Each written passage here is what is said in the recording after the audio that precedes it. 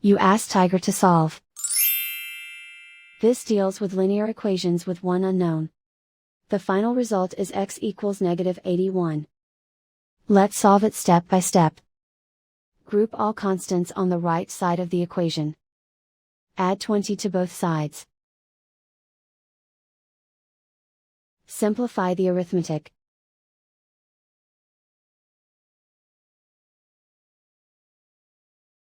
Isolate the x.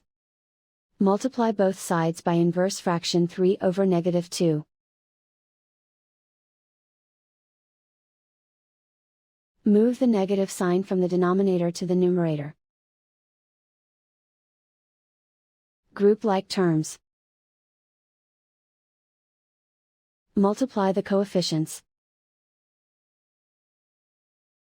Simplify the arithmetic.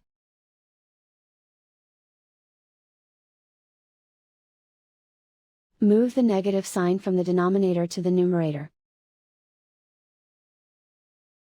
Multiply the fractions. Simplify the arithmetic. And so the final result is x equals -81.